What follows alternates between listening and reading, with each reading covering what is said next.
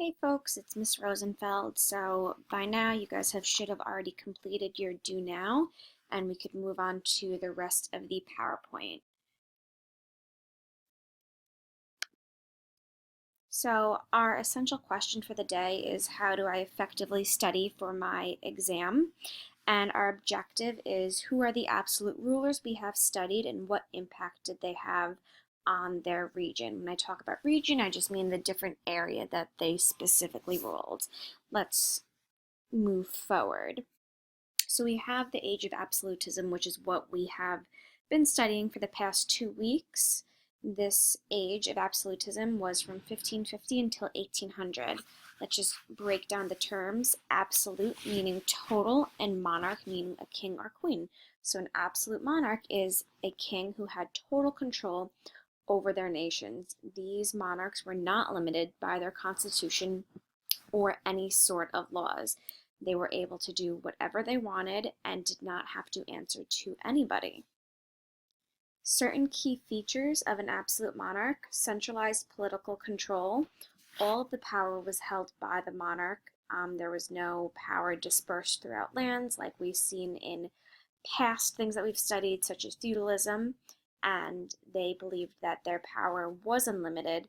They made laws without people's consent. And we have our little handy cartoon here. It says, "Nonsense, dear, you're very corrupt.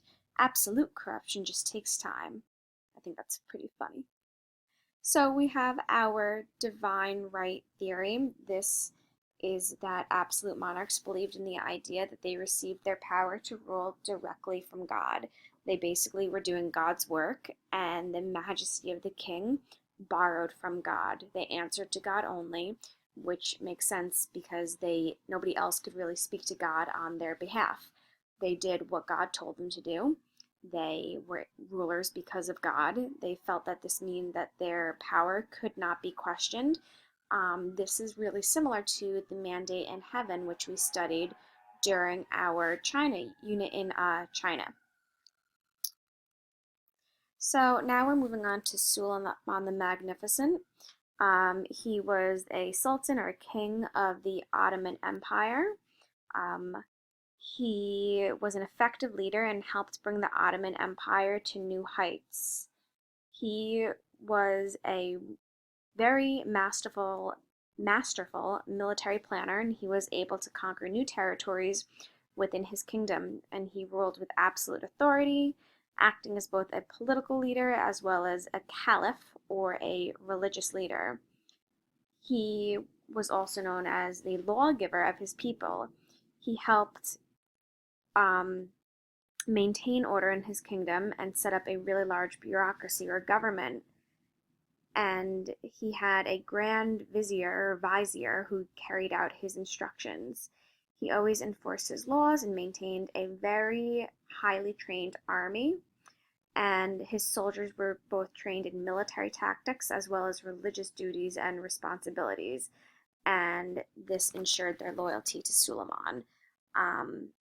I personally like Suleiman because his hat looks like an onion, and I think that's funny. So we also have Akbar the Great. He was the emperor of the Mughal Empire in India. He was Muslim, but he tolerated other belief systems.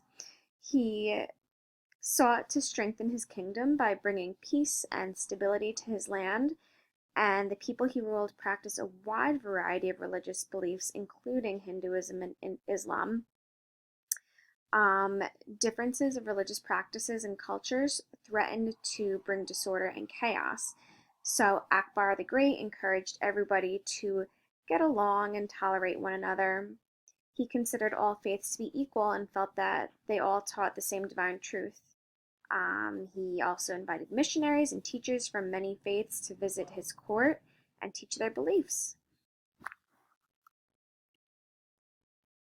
We have Louis the 14th here in his fantastic tights and wig. He believed that he owned France and that its people were his children. It was his responsibility to take care of them because they were unable to take care of themselves. He called himself the Sun King, As we know, the sun is the center of the solar system, so Louis XIV thought of himself as the center of his own little universe in France.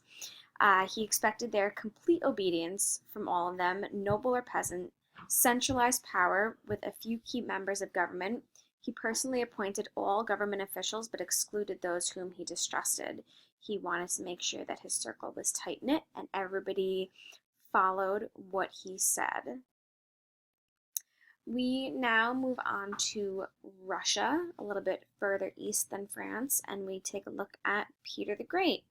So, Peter the Great truly was a great, great absolute monarch.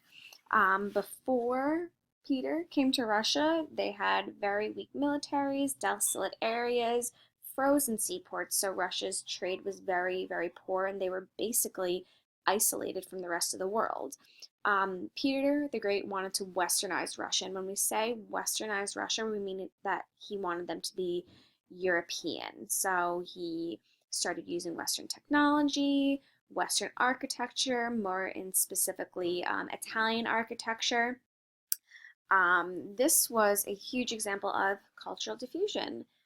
We should know what cultural diffusion is by now, but it's the exchange of ideas, religions, art, etc., from country to country, region to region.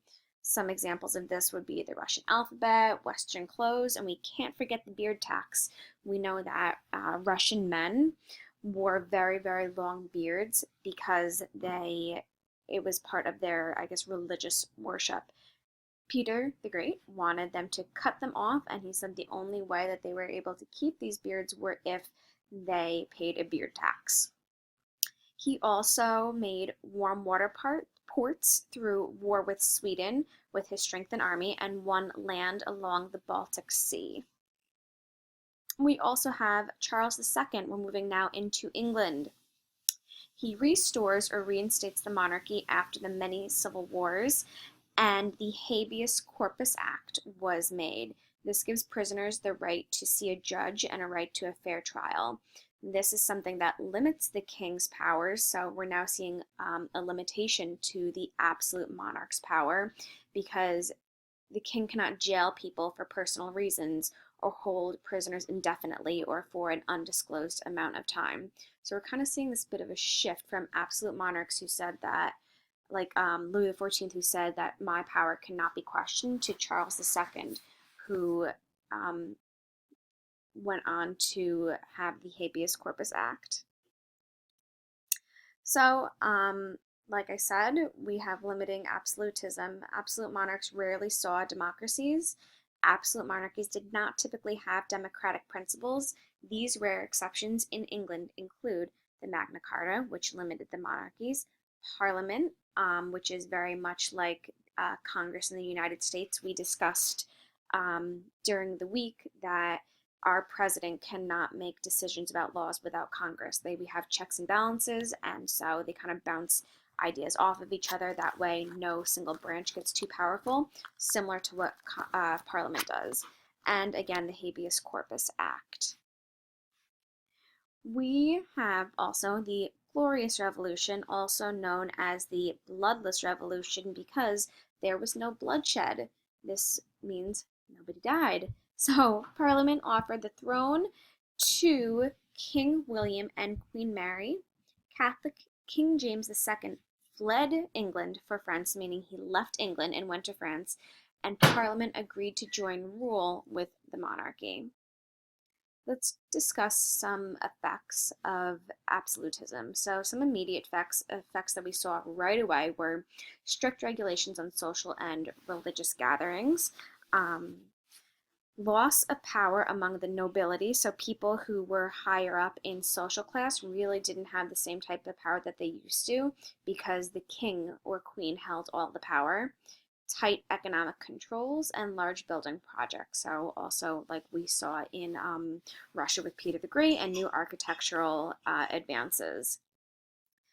Now we also have long-term effects. Westernization of Russia. Russia was no longer cut off from the rest of the world because we had warm water ports along the Baltic Sea.